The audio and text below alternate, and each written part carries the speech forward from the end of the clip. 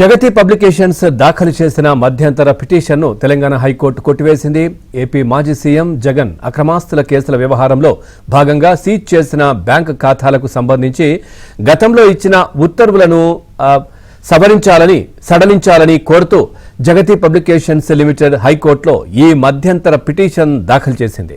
ఇక వ్యాపార వ్యవహారాల్లో భాగంగా హైదరాబాద్ బంజారాహిల్స్ లోని ఎస్బీఐ బ్రాంచ్ నుంచి విదేశీ ఖాతాలకు సొమ్ము బదిలీ చేయడానికి ఇతర బ్యాంకుల్లో కొత్త ఖాతాలు ప్రారంభించేందుకు అవకాశం ఇవ్వాలని కోరింది.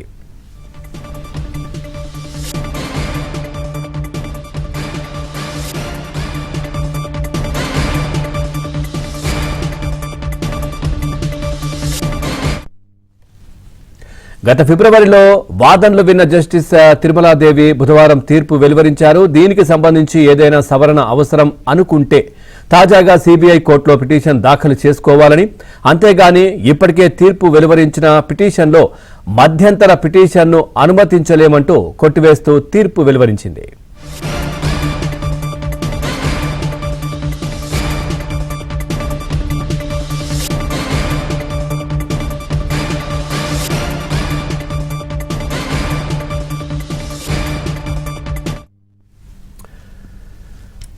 బ్రేకింగ్ న్యూస్ చూస్తున్నాం. జగతి పబ్లికేషన్స్ దాఖలు చేసిన మధ్యంతర పిటిషన్ను తెలంగాణ హైకోర్టు కొట్టివేసింది. ఏపీ మాజీ సీఎం జగన్ అక్రమాస్తుల కేసుల వ్యవహారంలో భాగంగా సీజ్ చేసిన బ్యాంక్ ఖాతాలకు సంబంధించి గతంలో ఇచ్చిన ఉత్తర్వులను సడలించాలని కోరుతూ జగతి పబ్లికేషన్స్ లిమిటెడ్ హైకోర్టులో ఈ మధ్యంతర పిటిషన్ దాఖలు చేసింది.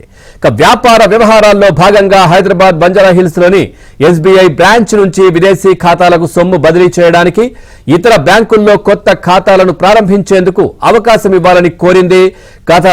గత ఫిబ్రవరిలో వాదనలు విన్నటువంటి జస్టిస్ తిరుమలాదేవి బుధవారం అయితే తీర్పు వెలువరించింది. దీనికి సంబంధించి ఏదైనా సవరణ అవసరం అనుకుంటే తాజాగా సిబిఐ కోర్టులో పిటిషన్ దాఖలు చేసుకోవాలని, అంతేగాని ఇప్పటికే తీర్పు వెలువరించిన పిటిషన్లో మధ్యంతర పిటిషన్ను అనుమతించలేమంటూ కొట్టివేస్తూ తీర్పు వెలువరించింది.